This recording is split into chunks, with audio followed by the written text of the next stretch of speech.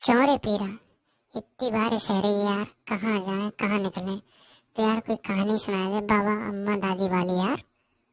मेरी सासू के तब क्यों नहीं गई कहानी। कहानी को तो भंडार है मुँह पे दादी की कहानी को। कहानी अनसुनी सी सारी। देख पीरा, बकचोदी ना करियो, कहानी सुना बढ़िया सी, दिल खुश है जाए तार तार। धनुआ, तूने अभी पीरा को समझा ही कहाँ है। ले सुन सुना के दादी वाली कहानी सुन। एक राजा था, सुनना धनुआ। तो उस राजा ने सोचा क्यों ना मैं बंगाल जाके कुछ विद्याएं सीख लूं, कुछ जादू सीख लूं।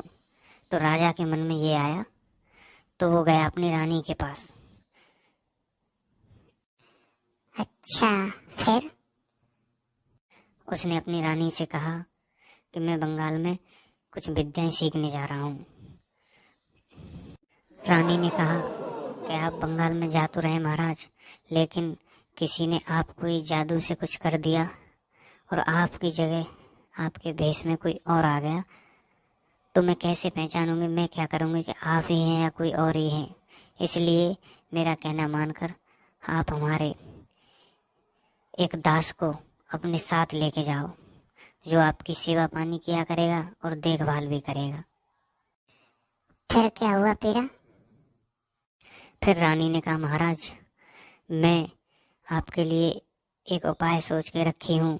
जैसे ही आप वापस आएंगे तो मैं एक लोटा भर के राजमहल के दरवाजे के बाईं तरफ रख दूंगी। अगर आपने घुसते उसमें पैर लगा दिया और अगर लोटा को गिरा दिया तो मैं समझ जाऊंगी कि आप ही हैं।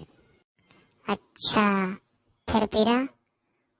फिर क्या, राजा और दास दोनों बंगाल के लिए चल दिए। जैसे ही वो लोग बंगाल में पहुंचते हैं तो राजा अपना रोज विद्या सीखता है, नई नई सीखते सीखते जैसे ही वो वहाँ सीखता था तो उनका दास था वो बगल में ही बैठ के सुनता था कि राजा क्या सीख रहे हैं, क्या कर रहे हैं। जैसे जैसे राजा सीखता गया वैसे वैसे दास भी सारी विद्याएं सीख के पूर्ण हो गया। मेरी ससुरी को बड़ा चालाक था दास, तो राजा के साथ साथ विद्याएं सीख गया फ्री में। वाह वाह। जब 6 महीने गुजर गए तो राजा और उसका दास दोनों लोग वापस अपने राज्य की तरफ आने लगे। तो जैसे ही वापस आने लगे तो उन्होंने देखा कि रास्ते में एक तोता मरा हुआ पड़ा है।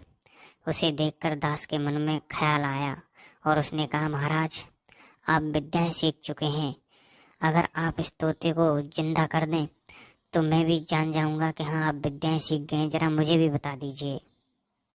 अच्छा,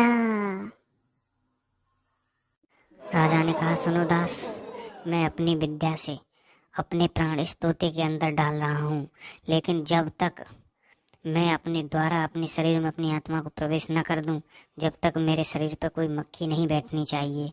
यह कहकर राजा ने विद्याएं जैसे अपनी पढ़ी और उस तोते के अंदर चला गया। तोता जैसे जिंदा, उधर दास इतना चालाक था कि दास तुरंत राजा के शरीर में घुस गया। अब राजा देखता रह गया कि मैं करूं तो क्या करूं। दोनों एक दूसरे को निहारने लगे। दास ने तुरंत अपनी कटारी निकाली और राजा को मारने के लिए बाहर किया। जैसे ही राजा उड़ गया तेजी से, राजा ने कहा तुमने ये मेरे साथ सही नहीं किया।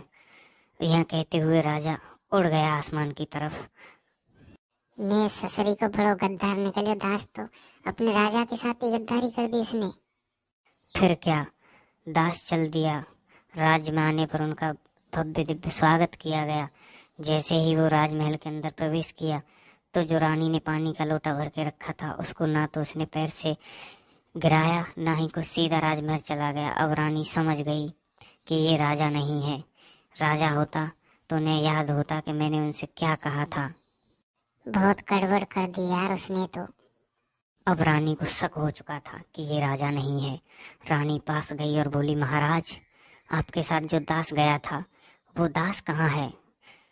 तो राजा ने कहा कि उसे वहीं पे कुछ दिन के लिए, उसकी मर्जी से ही मैं वहाँ छोड़ के आया हूँ, वो वहाँ रहना चाहता था इसलिए। मेरी ससुरी को बड़ो चालाक निकले दास तो। चोरे। उधर इस दास था जो राजा के भेष में राजा के शरीर में प्रवेश कर चुका था।